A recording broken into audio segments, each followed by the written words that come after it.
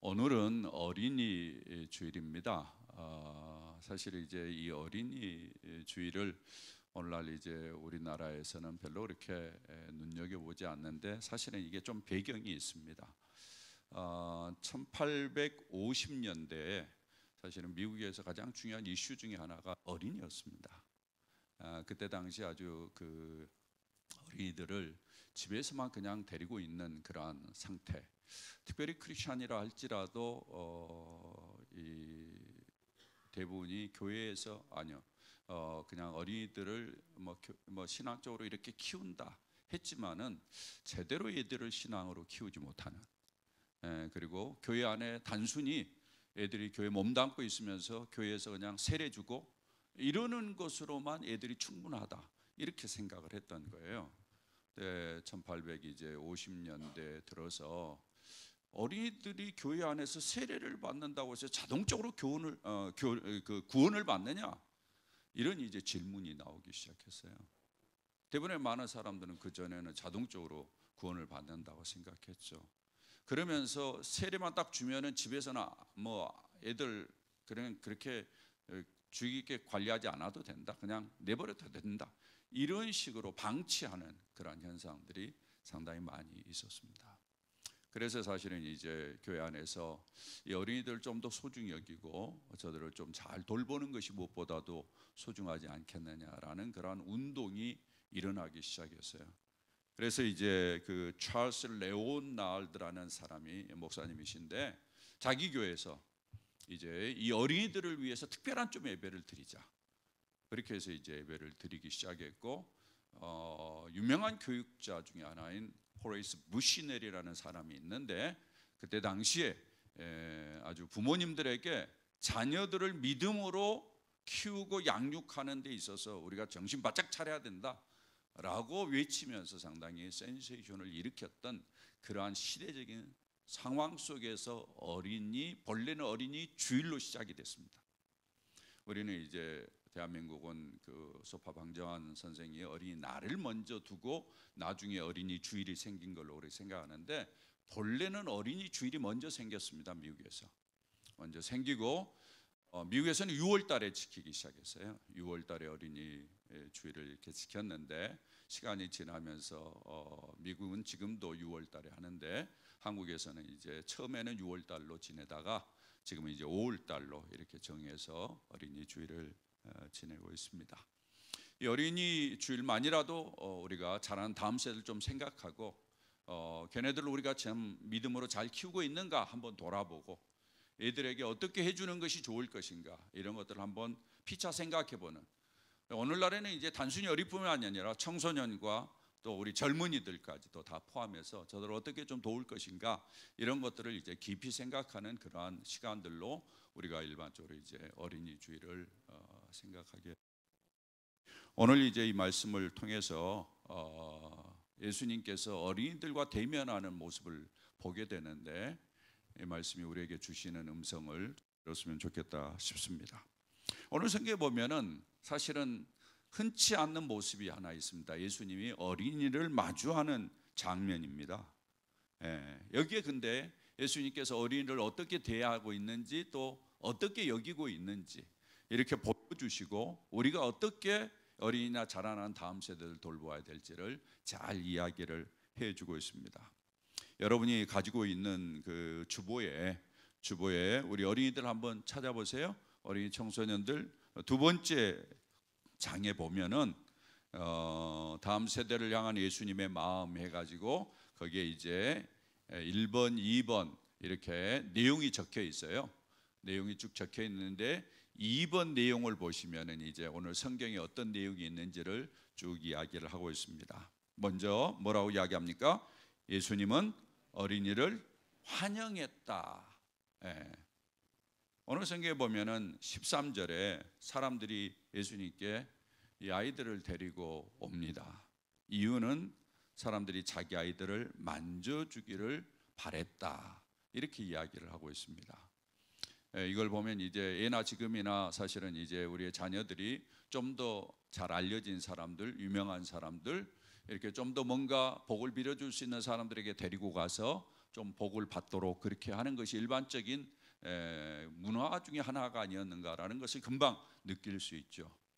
그리고 부모님들이 어떤 면에서는 지혜롭다, 애들이 어른의 축복을 받는 것이 참 중요하다라는 것을 인식하고 있었다라는 것을 볼 수 있습니다. 오늘날에도 그렇죠. 사실은 오늘날에도 애들을 키우면서 여러분들이 할 수만 있다면은 지금은 이제 이런 일들을 주로 목사들이 합니다만은 목회자들에게 또 아니면은 교회 어른들에게 좀 가지고 데리고 가서 기도해 주십시오. 이렇게 부탁할 줄 아는 지혜가 좀 필요하지 않을까라는 생각이 들어요. 이건 참 아름다운 전통 중에 하나입니다. 여러분들이 뭐 신앙생활 오래 하신 분들은 손주를 낳아도 데리고 가서 교회에서 이렇게 기도도 받고 어른들의 사랑을 받도록 해주는 건데, 애들이 이렇게 잘하는 것은 아무리 강조해도 저는 지나치지 않다라고 생각이 되어져요. 그래서 할 수 있는 대로 애들이 많은 복을 받으면서 또 축복 기도를 받으면서 자랄 수 있도록 도와주면 얼마나 좋을까라는 생각이 듭니다. 근데 이런 참 아름다운 모습 가운데 이 모습에 이제 이런 그 일들을 소위 파토를 놓는 것 같은 좀 뭔가 분위기를 망치는 사람들이 있었어요. 제자들이 있었습니다. 여기에 13절 하반절에 보면은 어린 아이들을 데리고 오는 사람들이 있는가 하면 그 사람들을 향해서 제자들이 꾸짖는, 그리고 어린 아이들에 대해서도 아마 꾸짖었을 것 같아요. 여러분 왜 꾸짖었을까요? 아마 얘들이 오면은 좀 시끄럽다고 여겨졌던 것 같습니다. 그리고 뭔가 어수선한 거죠. 그래서 이제 꾸짖는데 참 어리석은 모습이 아닌가라는 생각이 듭니다. 이때 예수님께서 그 행동을 보면서 뭐라고 이야기를 하는 건지 14절에 다 같이 한번 읽어볼까요? 시작. 예수께서 보시고 노하시어 이르시되, 이렇게 이야기를 합니다. 노하셨다. 예수님께서 애들 보고 왜 화를 내느냐? 예수님이 화를 내셨어요. 예수님이 화낸 장면이 별로 없잖아요. 예수님이 화를 내셨어요. 그러면서 하시는 이야기가 어린이들이 내게 오는 것을 용납하고 금하지 말아라 라고 말씀하십니다. 하나님의 나라가 이런 자의 것이니라. 예수님께서 어린아이를 어떻게 대하시는지를 잘 보여주는 성경입니다. 어린아이들에 대해서 예수님이 웰컴하셨다는 거죠. 늘 환영했다는 거예요. 사랑하는 우리 어린이, 청소년, 우리 젊은이들, 우리 자라는 다음 세대 여러분, 예수님이 여러분을 늘 환영하는 것을 믿으시기를 바랍니다. 교회 가면 예수님이 환영하니까 교회는 언제나 기쁘고 즐겁게 가야 될 곳이에요. 예수님이 늘 여러분을 환영해요. 여러분이 꼭 그걸 기억하시고, 아하, 예수님이 나를 늘 반가워하시는구나, 이런 생각을 가지면서 여러분 예수님께 더 가까이 가는 축복이 있기를 주의 이름으로 부탁드립니다. 그 다음에 보면은 뭐라고 이야기를 했습니까? 이번 문제 두 번째 섹션에 다 같이 읽어봅니다. 시작. 예수님은 그들을 하나님 나라의 모범으로 소개하셨다. 여러분 성경에 보면은 흥미로운 표현이 있어요. 어린 아이들이 내게 오는 것을 용납하고 금하지 말라. 하나님의 나라가 뭐라고 이야기합니까? 이런 자의 것이니라. 이런 자는 누구를 지칭하는 거죠? 어린이를 지칭하여 어린이가 하나님 나라에 가깝다라는 이야기예요. 왜? 어린이가 가지고 있는 특성 때문에. 어린이는 뭐예요? 거짓말할 줄 모르잖아요. 어린이는 뭐예요? 속일 줄 모르잖아요. 어린이는 순수하잖아요. 가식을 꾸미지 않잖아요. 예수님이 그 특징을 이야기하는 거예요. 그런 모습들이 뭐예요? 하나님 나라에 가깝다라는 거예요.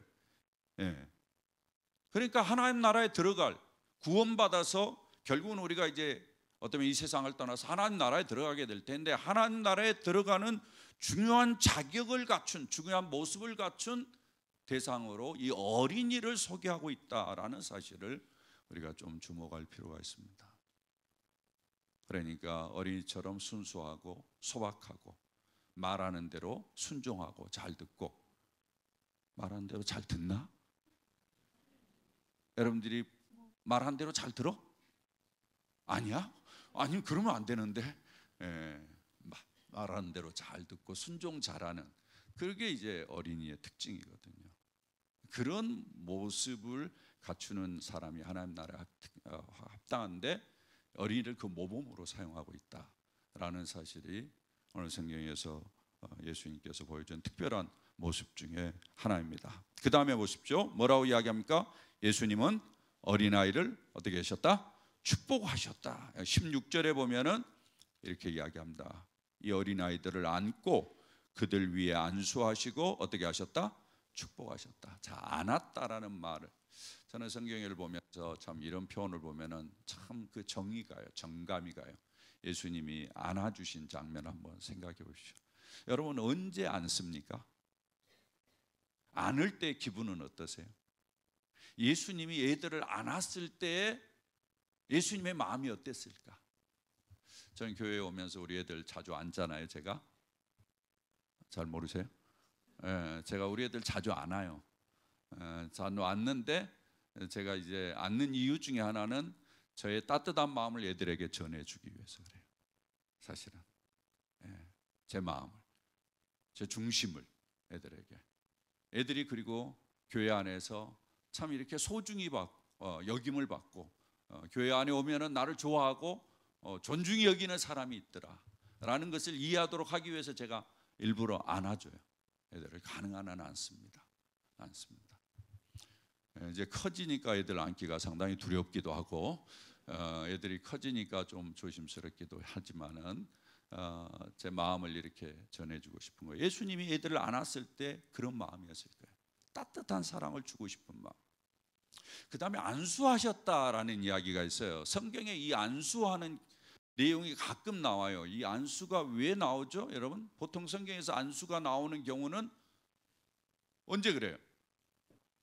기억나세요? 성경에 보면은 안수할 때는 내게 가지고 있는 능력이 그에게 전달되도록, 내가 가지고 있는 은혜가 저에게 넘어가도록 하기 위해서 안수라는 것을 해요. 그 다음에 어떤 일들을 시킬 때 그 일들을 잘 감당하도록 하기 위해서 능력을 부어주는 의미에서의 안수를 해요.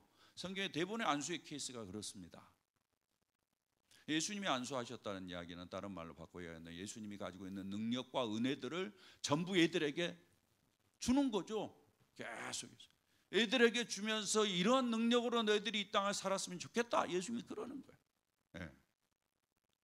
그리고 예수님 마지막에 축복했다라고 이야기를 하고 있습니다.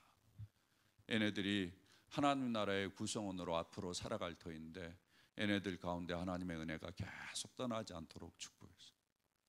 사랑하는 여러분, 오늘도 예수님이 여러분을 안으시고 여러분에게 예수님이 가지고 있는 능력을 부어주시고 예수님이 가지고 있는 모든 복을 여러분에게 주시는 줄 믿으시기를 바랍니다. 예수님이 그렇게 하셨어요. 예수님이 우리 애들을 얼마나 소중히 여기셨는가를 볼 수 있어요. 이 내용이 이제 오늘 성경의 내용인데 이 본문 속에서 하나는 어린아이들, 청소년들, 젊은이들에게 주는 말씀이 있고요. 하나는 여기 어른들에게 주는 말씀이 있어요. 오늘 여러분이 가지고 있는 이렇게 설교 시트를 보시면은 그 다음 봐요. 다음 세대에게 주시는 하나님 말씀. 자, 우리 어린이와 청소년, 젊은이들 잘 들어야 됩니다. 첫 번째, 다 같이 읽어봅니다. 시작. 하나님이 너를 이 땅에 보내셨단다. 하나님이 여러분을 이 땅에 보내셨다라는 거예요. 여러분 태어날 때 여러분 하나님이 여러분을 이 땅에 보내셨다라는 것을 아시는 분, 우리 어린이들, 여러분이 이 땅에 태어날 때 엄마 아빠가 우연히 여러분을 낳은 게 아니라 하나님이 여러분을 보내셨다라는 것을 믿으시기를 바랍니다. 하나님이 여러분을 보냈어요. 여기 하나님 나라에 대해서 이야기했는데 하나님 나라의 특징이 뭔가 하면은 나라라는 것은 우리는 일반적으로 뭐 백성이 있어야 되고 그 다음에 뭐 국토가 있어야 되고 뭐 주권이 있어야 되고 이렇게 이제 이야기를 하지만은 하나님의 나라는 하나님이 통치하는 것, 하나님이 지배하는 것을 하나님의 나라라고 그래요. 근데 여기에 보면은 계속해서 어린이를 이야기하면서 하나님 나라와 밀접하게 연관시키고 있어요. 이 말은 다른 말로 바꿔 이야기하면 하나님이 어린이도 통치하시고 어린이도 다스린다는 이야기예요. 그렇다면 어린이가 이 땅에 날 때 누가 보낸다는 이야기예요? 하나님이 보낸다는 이야기예요. 성경의 전체적으로 흐름을 보면은 하나님이 여러분을 태어나게 하신 거예요. 여러분이 성경의 시편 22편 9절을 한번 보시길 바랍니다. 다 같이 한번 읽어볼까? 시작. 오직 주께서 나를 모태에서 나오게 하시고 내 어머니의 젖을 먹을 때 의지하게 하셨나이다. 자, 오직 누가? 주께서, 하나님이 나를 어디에서? 모태에서 나오게 하셨다. 엄마 뱃속에서 나로 하여금 나오게 하시고 엄마 뱃속에 있도록 하신 분도 누구라는 거예요? 하나님이라는 거예요. 하나님이 나를 만드셨다. 이사야서 44장 2절에 보면 이런 말씀이 있습니다. 또 한번 읽어봅니다. 시작. 너를 만들고 너를 모태에서부터 지어낸 너를 도와줄 여호와가 이같이 말하노라. 나의 종 야곱 내가 택한 여수르나 두려워하지 말라. 자, 내가 너를 어떻게 했다? 만들었다. 또 너를 모태에서부터 지어냈다. 하나님이 여러분을 만들었다는. 여러분, 사람이 이제 어떻게 생기는지를 여러분이 이제 과학 시간에서 다 배웠을 거예요. 그것들을 보면 기적이에요, 기적. 어떻게 내가 생겼는가? 기적이에요, 여러분. 우연이 되는 게 없어요. 놀라운 기적이에요. 창세기서를 보면은 창세기 4장 1절에 이런 말씀이 있습니다. 아담이 그의 아내 하와와 동침하며 하와가 임신하여 가인을 낳고 이르되 뭐라고 이야기합니까? 내가 누구로 말미암아? 여호와로 말미암아 등남했다. 아기가 생긴 게 누구 때문이다? 하나님으로 말미암아. 하나님이 아이를 보냈다. 사랑하는 여러분, 여러분이 이 땅을 살면서 하나님이 여러분을 이 땅에 보내셨다는 것을 잊지 마시기를 주의 이름으로 부탁을 드립니다. 하나님이 여러분을 보냈어요. 누구를 통해서? 엄마 아빠를 통해서. 하나님이 보냈어요. 그러니까 여러분들은 하나님이 여러분을 이 땅에 보낼 만큼 소중한 자들이에요. 귀한 자들이에요. 존귀한 자들이에요. 여러분이 여러분 자신을 우습게 여기거나 함부로 생각하면 안 돼. 여러분 진짜 소중한 자들이에요. 그 많은 세포 중에서 여러분을 딱 하나님이 만나게 하신 거 진짜 소중한 거예요. 여러분이 이 땅을 살면서 하나님이 나를 이 땅에 보내셨다라는 믿음을 가지고 살아가십시오. 그러면 여러분이 어떤 상황 속에서도 결코 낙담하지 아니하고 좌절하지 않고 능력 있게 살아갈 수 있으리라 저는 믿습니다. 제가 그랬어요. 제가 하나님이 나를 보내셨는데, 하나님이 나를 이 땅에 보내셨는데 내 인생은 하나님이 책임지지. 그래서 어떤 상황에도 낙심하지 않아요. 좌절하지 않아요. 왜? 하나님이 나를 보내셨다면 하나님이 나를 부를 때가 있을 때인데 그 부를 때까지는 하나님이 책임지는 거예요. 여러분 꼭 그걸 믿으시고 그 안에서 살아가는 축복이 있기를 주의 이름으로 부탁합니다. 그 다음에 읽어봅니다. 시작. 하나님은 너에 대한 계획과 뜻이 있단다. 잘 보세요. 아까 제가 하나님께서 사람을 보낼 때, 여러분을 보낼 때 하나님 나라와 연관해서 여기에 설명하고 있다고 그랬어요. 어린이를 이야기할 때 하나님 나라가 돌아가려면 많은 기능이 필요해요. 여러분 나라가 돌아가려면 얼마나 많은 기능이 필요해요. 우리나라 돌아가려면 기능이 많아요. 국방도 해야 되죠. 교육도 해야 되죠. 사회도 돌봐야 되죠. 복지도 해야 되죠. 뭐 얼마나 많은 기능이 필요한지 몰라요. 그걸 다 할 수가 없잖아요. 한 사람이. 여러 사람이 하잖아요. 그렇죠. 하나님 나라도 그래요. 하나님 나라가 돌아가려면은, 하나님 나라가 세워지려면은 여러 사람이 필요한 거예요. 그래서 하나님께서 이 땅에 우리를 두시고 우리에게 은사를 주시고 능력을 주셔서 하나님 나라가 든든히 세워지도록 하는 거예요. 그렇게 봤을 때 하나님께서는 여러분 각자에게 놀라운 계획과 뜻이 있어요. 여러분 잘 모를지도 몰라요. 그러나 꼭 기억하세요. 지금 1, 2, 3학년은 약간 어려서 목사님 말이 무슨 말인지 잘 못 알아들을 수 있는데 4, 5, 6학년은 충분히 이해할 수 있을 거예요. 그지? 아니야? 우리 삼총사도 다 알아들을 수 있어? 목사님 말? 오케이. 하나님이 여러분을 향한 계획이 있어요. 아, 얘는 글을 잘 읽으니까 앞으로 글을 잘 쓰는 사람으로 내가 써야 되겠다.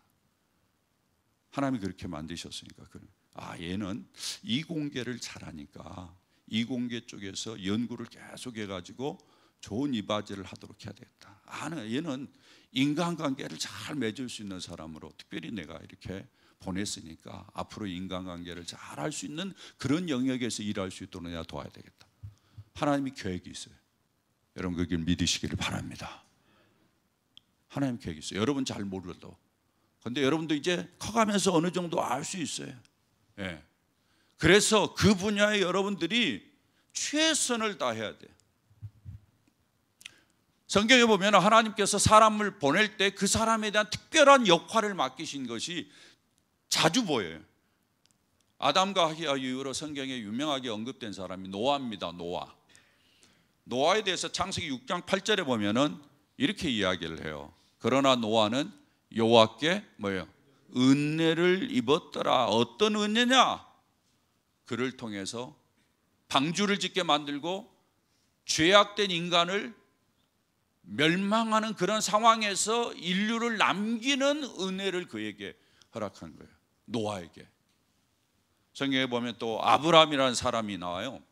아브라함 사람이 나오는데 창세기 12장 1절에 보면은 이런 이야기가 있어요. 여호와께서 아브라함에게 이르시되 너는 너의 고향 친척과 아버지의 집을 떠나 내가 내게 보여줄 땅으로 가라 라고 이야기하면서 내가 너로 큰 민족을 이루겠다 이렇게 이야기해요. 그러니까 아브라함을 선택해가지고 이스라엘 백성들을 이루어가는데 아브라함을 보낸 거예요. 목적을 가지고 보낸 거예요. 하나님이. 모세도 마찬가지예요.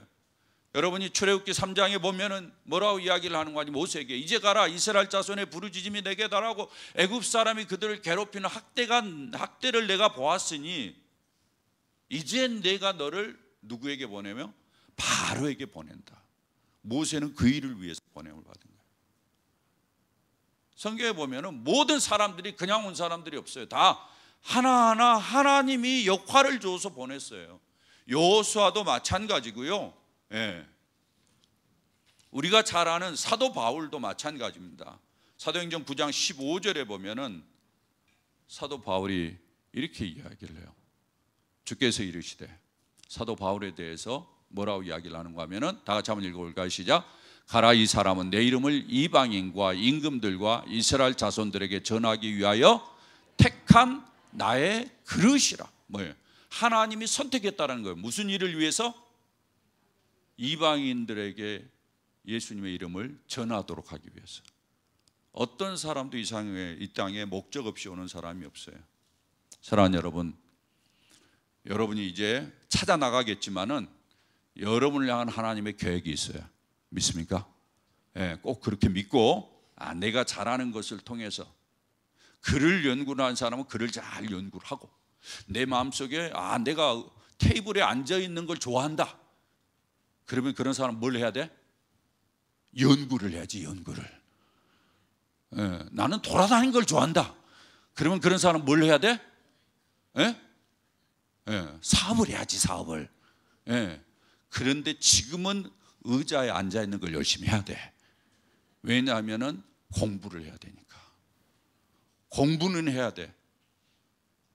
공부의 가장 중요한 목적은 읽고 쓰고 다른 사람이 말한 것을 잘 이해하고 분석하고 그리고 거기에 대한 대안을 마련하기 위해서 준비하는 것이 공부야. 맞아 틀려? 여러분들이 지금은 목사님 말한 걸 잘 못 알아듣잖아. 근데 이제 여러분이 공부를 하면은 나중에는 다 알아들어. 여러분들이 영어로 쓴 걸 우리 애들 가운데 많이 알아듣기도 하지. 근데 잘 모를 수도 있어요. 근데 여러분이 공부를 하면은 나중에 영어로 쓴 정보도 그다음 너네들이 알아서 해야지. 뭐예요? 이해가 되는 거야. 맞아 틀려? 이런 이야기를 하면 고개를 숙여요. 예, 이런 이야기를 하면 고개를 숙여. 공부도 열심히 해야 돼. 그래서 그리고 아울러서 건강도 해야 돼. 공부도 해야 되지만 몸도 건강해야 되지. 그래서 어떤 사람은 직장 생활에 적절한 사람도 있고, 어떤 사람은 사업을 하는데 적절한 사람도 있고, 어떤 사람은 전문적인 연구를 하는데 적절한 사람들이 있어요. 하나님께서 각자에게 적절하게 다 계획을 가지고 목적을 가지고 만드셨어요. 그걸 찾아서 여러분 최선을 다할 수 있기를 주의 이름으로 축원합니다. 그래서 여러분 잘 하셔야 돼. 게으르고 나태하면 안 돼. 하나님이 나를 보내셨다라는 생각을 가지고, 그리고 여러분이 시간이 공부할 수 있는 게 제한돼 있어. 최선을 다해서 여러분 잘해서 멋있게 성장해 가기를 주의 이름으로 축원해요. 꼭 그러셔야 돼. 목사님 이야기를 잔소리로 듣는구나. 그러면 안 돼요. 하나님이 여러분을 하나님 나라의 일꾼으로 쓰기를 원하신다는 꼭 생각을 가지고 열심히 해주시길 바랍니다. 우리 태준이는 머리를 이렇게 딱 듣고 잘 이렇게 턱을 받치면서도 목사님에게 눈을 아주 집중하면서 잘 보잖아. 그렇지? 오케이. 굿. 잘하고 있어. 어른들이 해야 될 일이 있습니다. 교회 공동체가 해야 될 일이 있어요. 오늘 제가 두 가지 이슈를 여기에 이야기를 했는데, 첫 번째 뭡니까? 자녀들도 새로 태어나야 된다. 여러분 꼭 그걸 기억하십시오. 자녀들도 거듭나야 된다라는 이야기예요. 구원받아야 된다라는 이야기. 아까 이야기를 했습니다마는 1850년대에 교회에서 애들이 교회 안에 많이 있으면 구원받고 하나님 나라에 간다. 그러니까 그 다음에 네 알아서 살아도 돼. 이런 생각이 있었어요. 그게 틀렸다라고 주장하는 사람이 이제 호레이스 부시넬인데, 그 사람이 이제 강조하는 것은 아이들도 구원의 경험을 해야 된다라는 것을 강조하고 있습니다. 그래서 우리가 구원을 받는데 두 가지 방법으로 받아요. 일반적으로 보면은 첫 번째로는 이런 큰 집회 와가지고 말씀을 듣다가 예수님이 나를 구원했구나 라는 사실을 받아들이면서 구원을 얻는 케이스가 있고요.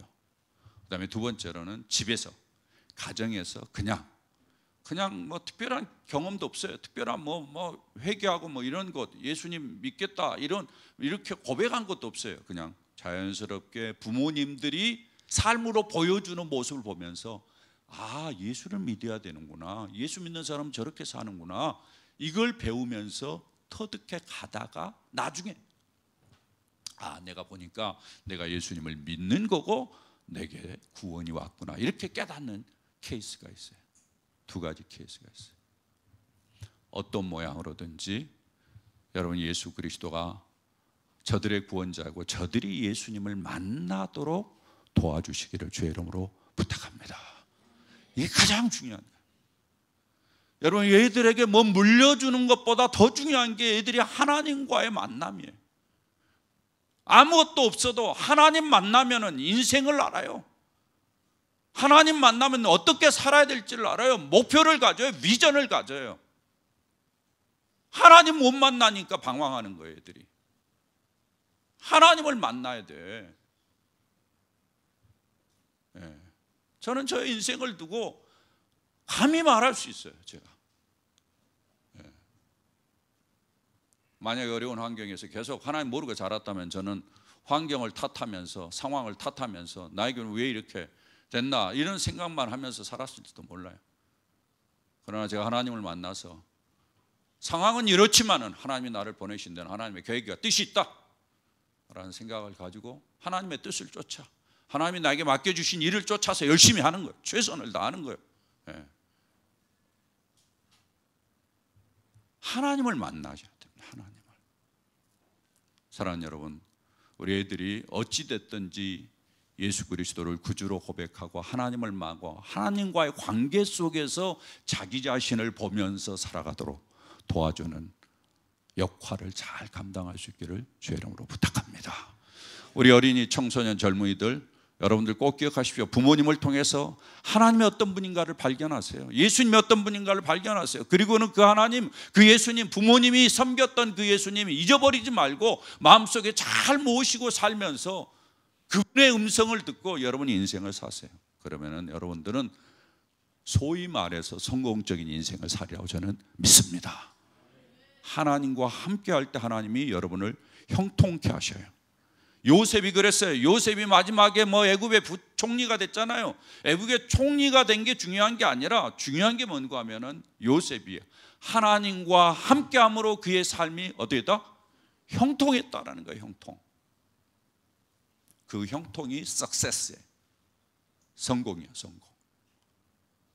여러분이 하나님이 함께할 때 여러분의 인생을 주님이 성공적으로 인도하실 거예요. 마지막입니다. 다 같이 한번 읽어봅니다. 시작. 자녀들이 계속 잘 자라도록 도와야 된다.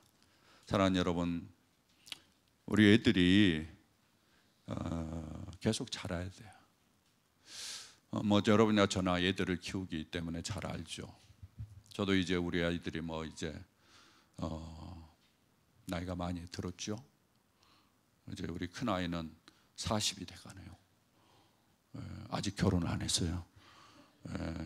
결혼 안 하고 40이 갔는데 제가 이제 이렇게 관찰을 하면서 늘 봐요. 관찰을 하면서 또 애들이 어떤 생각을 하는지 쭉 보는데 이런 부분에 있어서는 애들이 만족할 만하구나, 이런 부분에 있어서는 애들이 아직도 미성숙하구나, 이런 걸 제가 관찰을 해요. 대화를 해보면서도 제가 느끼고 그러는데 제가 발견하는 것은 사람은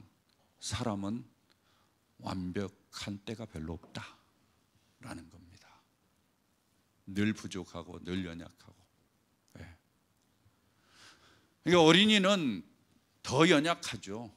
청소년은 더 연약해요. 여러분 이상한 생각하잖아요. 왜 청소년이 덜 연약하지 왜 더 연약해? 이렇게 생각할지 모르는데 청소년 때가 이게 어린이 때는 생각이 없잖아. 그냥 재밌게 놀면 되지만은 청소년 때는 고민이 많아. 그래서 더 연약해요. 갈등이 많아. 청년의 때 가면 더 연약해져. 강한 것 같은데 연약해져. 대화를 해보면 그렇습니다. 제가 발견한 것은 이들에게 흔들리지 않는 뭔가를 도와줘야 되겠다라는 생각이 있는 거예요. 그게 뭐냐? 에베소서 6장 4절에 보면은 이렇게 이야기를 하고 있습니다. 우리 다 같이 읽어봅니다. 시작. 또 아비들아 너희 자녀를 노엽게 하지 말고 오직 주의 교훈과 훈계로 양육하라. 이게 두 가지 사실을 강조해요. 노엽게 하지 말라. 또 하나는 교훈과 훈계로 양육하라. 노엽게 하지 말라는 이야기는 애들이 어렸을 때는 약해. 더 약해. 그 다음에 젊은이가 되면 더 약해. 어디에 더 신경 쓰라는 이야기예요? 젊은이 때 더 신경 쓰라는 이야기예요. 젊은이 때 더 존중하고 귀히 여기라는 거예요. 어린이는 좀 육체적으로만 지켜주면 돼요. 그러나 정신적인 부분에 있어서는 청소년 때, 젊은이 때가 제일 방황해요. 그때 대화를 하셔야 돼요. 대화는 존중하지 않으면 대화가 안 됩니다.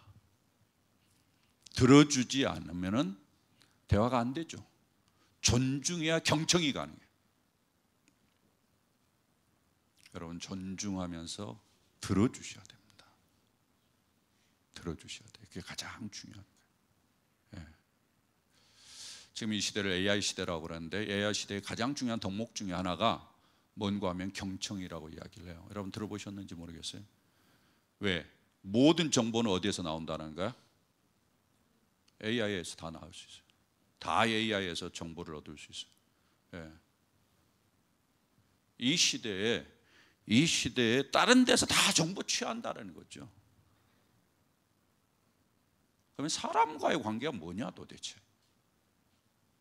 사람은 무슨 역할을 해야 되느냐? 애들이 정보는 다른 데서 취할지 모르지만은 자기의 말을 할 때 들어줄 사람이 없어요. 이게 이 시대의 가장 큰 고민 중에 하나라고 이야기합니다. 경청해야 된다. 경청. 경청은 존중에서 나옵니다. 저도 어떨 때는 애들하고 대화할 때 좀 청소년 때 막 속에서 부글부글 끓기도 했지만은 그러나 캄다운 시키고 경청해줘요. 이것이 존중의 표현이에요. 여러분이 계속해서 애들이 좀 어리고 철이 없고 어떤 면은 속 터지는 그런 모습을 보인다 할지라도 여러분이 성질을 내려놓으시고 애들의 이야기를 잘 경청하시면서 오래 인내할 수 있기를 주의 이름으로 부탁을 드립니다. 그게 노엽게 하지 않는 거예요. 그 다음에 주의 교훈과 훈계로 말씀으로 가르쳐라. 말씀이 가르쳐요. 기준이야 말씀. 요즘 애들 키우는 데서 가장 큰 문제가 뭐예요? 애들이 세상의 기준에 의해서 움직인다라는 거예요. 요즘 이 싸움을 무슨 싸움이라고 해요? 가치관 전쟁이라고 그래요. 가치관이 달라져요. 우리 애들이 이렇게 믿음으로 키우고 교회 안에서 키우는데 이들이 가지고 있는 가치관과 이들이 밖에서 움직이면서 살아갈 때 보이는 가치관이 다른 거예요. 이 가치관이 힘든 거죠.